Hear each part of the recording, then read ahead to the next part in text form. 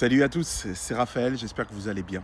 Écoutez, aujourd'hui j'avais à cœur de partager une pensée et de vous proposer un test personnel. Je pense qu'il est toujours important face à Dieu de se questionner et de ne pas se laisser aller par la chair, par les fausses doctrines, par les fausses pensées et de se sonder, de revenir à la vérité biblique. Qu'est-ce que Jésus pense de moi? Ça, on le sait. Mais qu'est-ce que je manifeste vraiment dans ma vie? Est-ce que je suis vraiment, réellement sur un chemin de sanctification? Je pense que tout enfant de Dieu devrait avoir à cœur ce besoin de vérité, de véracité, de ne pas se mentir.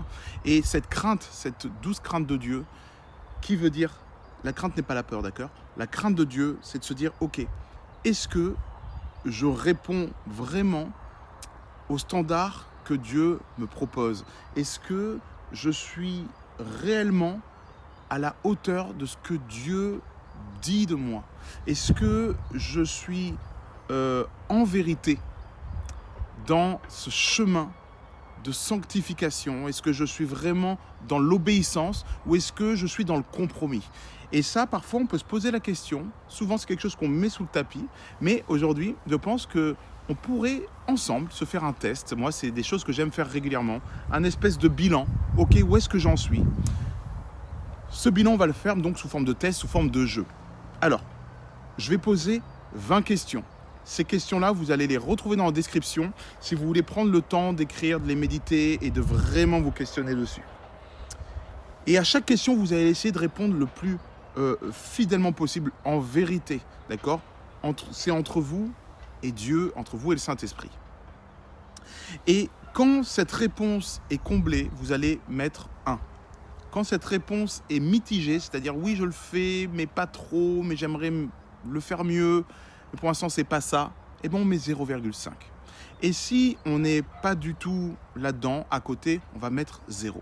À la fin, on va faire une note et on va identifier tous les points où on a encore à travailler.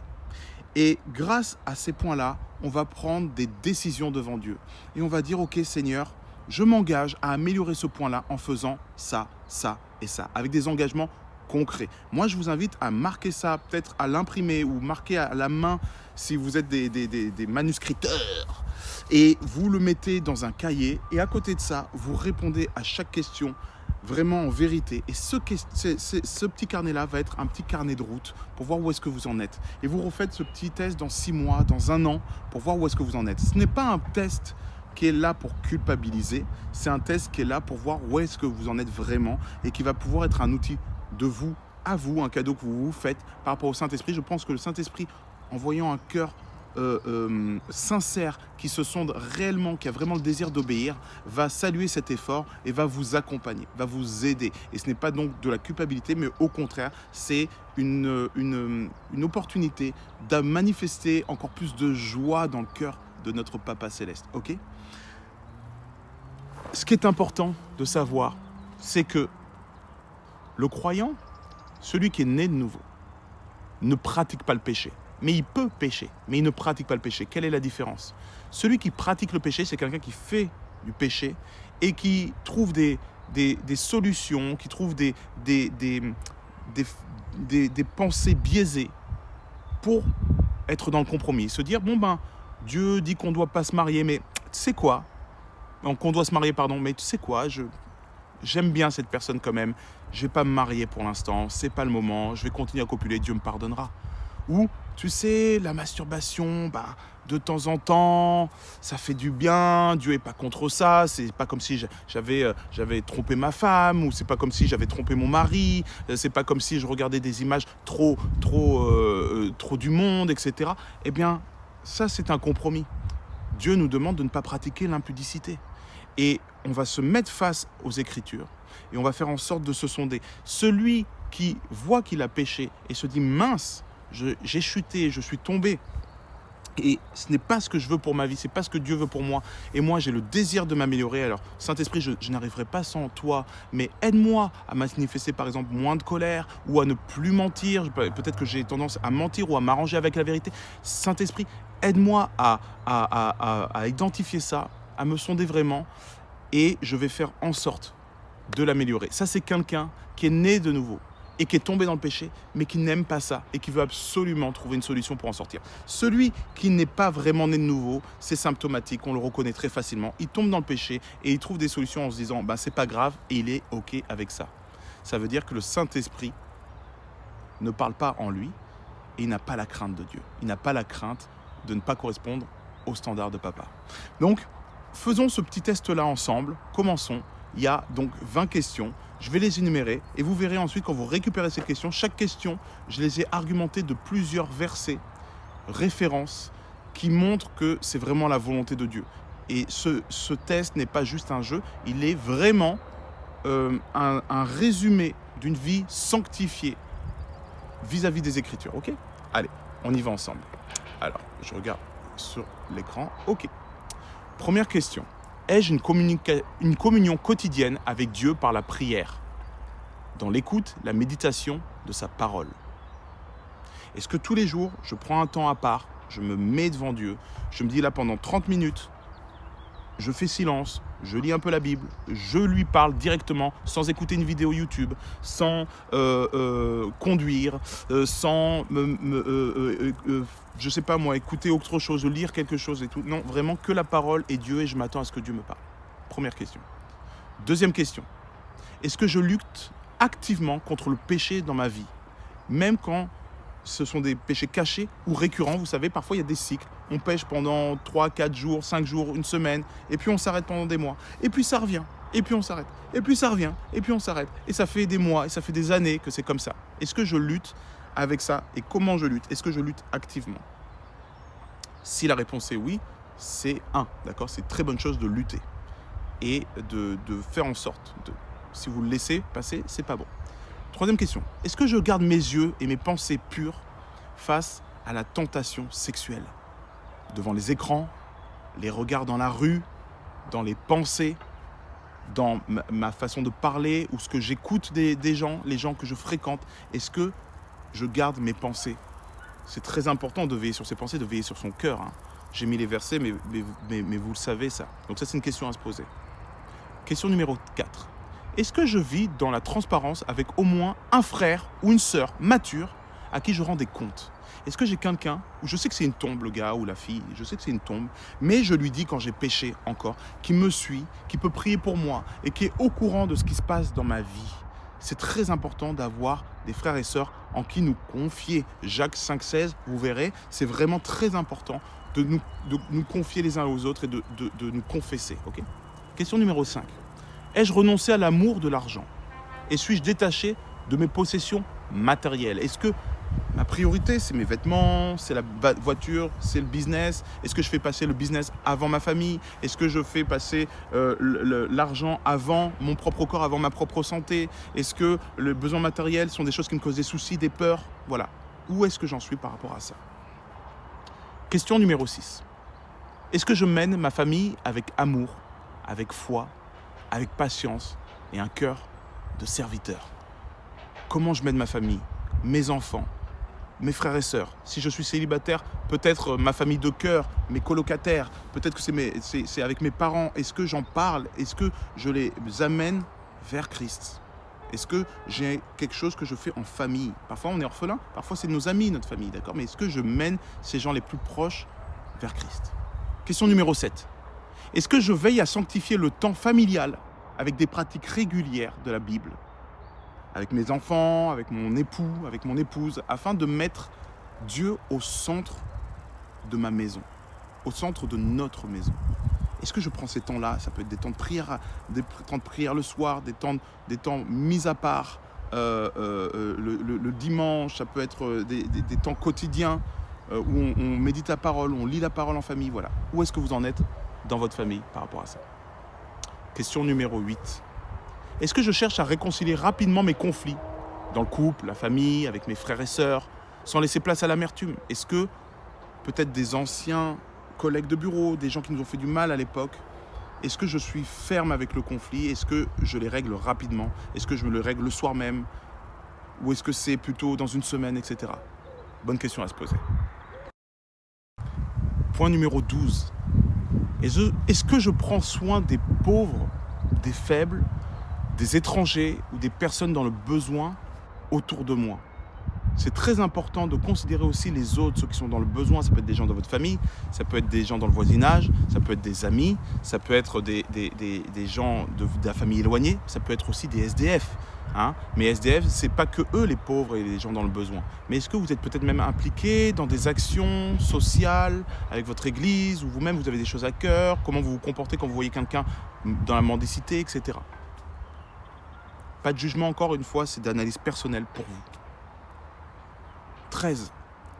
Est-ce que je suis un disciple qui fait d'autres disciples dans l'évangélisation, l'accompagnement et la transmission? Est-ce que j'engage mon temps à transmettre et à faire grandir un autre disciple, afin que lui-même puisse faire grandir un autre disciple, qui fera grandir un autre disciple? Est-ce que je fais en sorte d'investir dans la vie de quelqu'un qui part peut-être de 0 ou de 10% ou 50% pour qu'il arrive à 100%, 100% étant je suis autonome, je n'ai plus besoin de toi et je vais faire ce que Jésus m'a appelé à faire, je suis au courant de ce qu'il y a à faire et je vais commencer à faire de la multiplication de disciples. Est-ce que vous êtes impliqué là-dedans, dans votre premier mandat qui est va dans toutes les nations, faire de toutes les nations des disciples, les baptisant au nom du Père, du Fils et du Saint-Esprit? Question 14. Est-ce que je refuse les œuvres des ténèbres, les divertissements qui offensent Dieu? Par exemple, les films qui ne font que jurer, qui sont violents, les films d'horreur, etc. Les musiques, qui sont les musiques explicites ou violents, qui prennent des mauvaises choses avec des mauvais clips, etc. Les réseaux sociaux, etc. Est-ce que je garde mes oreilles, mes yeux et ma personne loin de ces choses-là? Ou est-ce que je suis dans le compromis là-dessus? Voilà. Est-ce que je trie, mais est-ce que je regarde?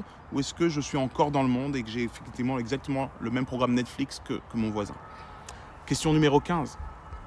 Est-ce que je veille sur ma parole, sur mes paroles? Ne pas critiquer, ne pas me plaindre, ne pas être dans l'exagération, hein, les Marseillais, pas avoir de paroles dures, ne pas... Voilà, tout ce qui est avec notre bouche pour être contraire aux Écritures. Est-ce que quand on me parle de quelqu'un et qu'on dit du mal de lui, je coupe court, ou est-ce que j'écoute et que je continue à parler là-dessus?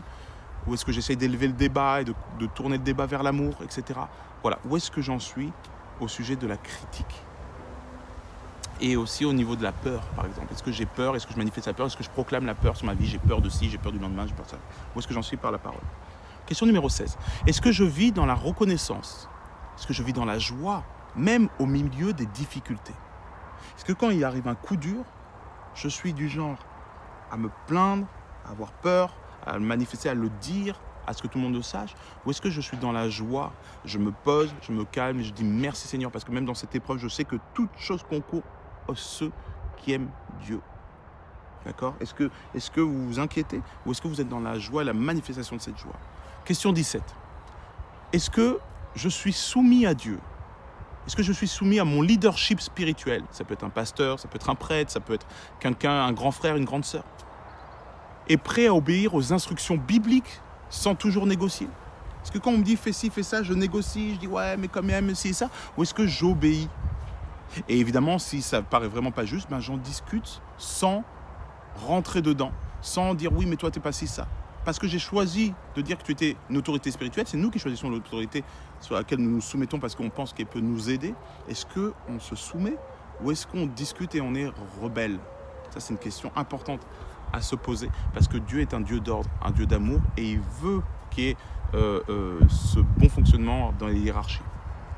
Est-ce que je gère mon temps de façon à honorer Dieu? Ça c'est à 19. C'est la question 18. Est-ce que je gère mon temps de façon à ignorer Dieu? Je recommence. Est-ce que je gère mon temps de façon à honorer Dieu en refusant la paresse, par exemple, ou la dispersion, ou le surmenage charnel, je remets au lendemain, d'accord? Est-ce qu'on est dans la procrastination ou est-ce qu'on est vraiment dans un temps, un agenda où Dieu est au centre de cet agenda? Très important dans nos vies actives de se questionner. Est-ce que Dieu est le centre ou est-ce que je fais passer la famille, le boulot, les copains, le foot, les loisirs, etc., Instagram avant Dieu et tout ce qui l'honore? Question 19. Est-ce que je reste vigilant à mon orgueil spirituel en demandant constamment à Dieu de sonder mes motivations? Est-ce que quand les frères et sœurs me font des compliments, me mettent en avant ou que j'ai une mise en avant particulière, je fais attention à mon orgueil spirituel? Est-ce que même face à un non-croyant, je fais attention à mon orgueil spirituel? Pas être dans le moi je sais, j'ai la vérité, donc c'est toi tu as tort, etc. Je vais t'enfoncer avec l'évangile. Mais est-ce qu'on a aussi tendance à se dire, hey, je suis pécheur, j'étais pécheur, d'accord, je suis quelqu'un qui pêche encore. Qui suis-je pour jeter la première pierre? Ça, c'est l'orgueil spirituel. L'orgueil spirituel, c'est aussi de se dire, je ne suis pas parfait, je ne suis pas bon, je ne vais pas parler comme si je savais tout, même si j'en sais beaucoup plus que l'autre. Je vais toujours dire, je ne sais pas trop, je ne suis pas sûr. Voilà, l'orgueil spirituel, voyez-le comme vous voulez, c'est vous qui vous sondez. Question 20 et dernière question. Est-ce que j'aime réellement mon prochain comme moi-même? Même quand il mérite, me déçoit, même quand il ne pense pas comme moi, même quand il m'a volé, quand il m'a arnaqué, quand il m'a insulté, quand il m'a giflé, quand il m'a fait du mal, etc. Est-ce que je pardonne? Est-ce que je l'aime comme moi-même? Est-ce que je le vois même comme plus important que moi? Ça, c'est une question à se poser aussi, qui, je pense, est très importante. Voilà. Vous pouvez vous refaire cette vidéo et mettre pause point par point, méditer, écrire. Vous pouvez l'imprimer. Je vais vous écrire les questions avec les versets qui sont à noter en description. Vous pouvez tout réécrire à la main. Faites comme vous voulez, mais moi, j'aime faire ce genre de test régulièrement pour voir où j'en suis. Parce que j'ai la crainte de Dieu et j'ai pas confiance en ma chair. J'ai pas confiance en mon discernement non plus sensoriel. Est-ce que je suis vraiment en phase avec Dieu? Est-ce que je suis un outil qu'il peut utiliser facilement?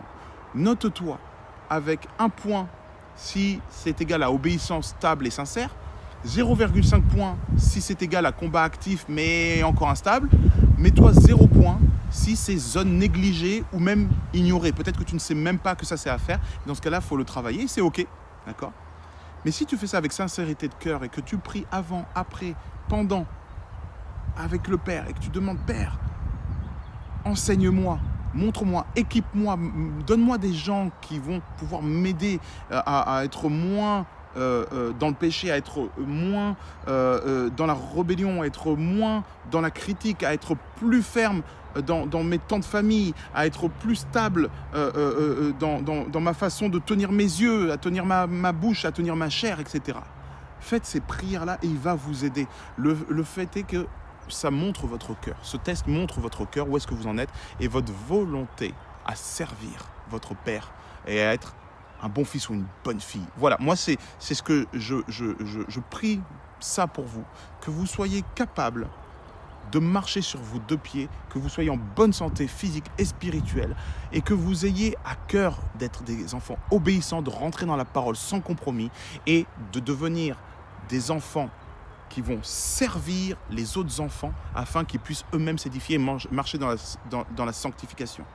Les amis, oui, nous sommes pardonnés. Oui, nous vivons sous la grâce, mais le péché est grave. Le péché est quelque chose à combattre. Le péché est quelque chose à enlever de nos vies. Le péché ne doit pas faire face à des concessions, à des compromissions. On ne doit rien avoir à faire avec le péché. Nous ne devons pas pratiquer ça. Nous devons en avoir horreur. Si nous n'en avons pas horreur, alors faisons en sorte de nous sanctifier, d'avancer vers la parole et de faire en sorte que le Saint-Esprit prenne le lead sur notre chair. Si la chair nous lead, la chair est l'ennemi numéro 1 de nos âmes et de notre esprit. Si les réponses que vous obtenez ne sont pas satisfaisantes, si vous êtes par exemple, je ne veux pas être dans le truc de notes et tout, c'est vraiment un truc personnel, mais si vous voyez que vous êtes sur un petit 7, 8, 10 sur 20, posez-vous des questions et dites-vous, ok, allez, ce mois-ci, je vais vraiment mettre un coup de collier et changer la donne. Si vous étiez entre peut-être 11 et 14, là vous pouvez vous dire, allez, je suis sur le bon chemin,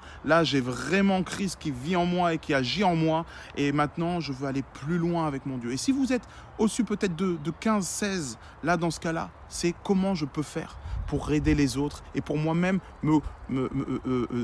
devenir un exemple de sanctification pour tous ceux qui en auront besoin afin d'être le plus utile. Notez-moi combien vous avez eu comme note dans les commentaires, ça me fera bien marrer et ça me fera plaisir. Si vous avez des questions, etc., n'hésitez pas à m'écrire. Je vous embrasse, soyez bénis.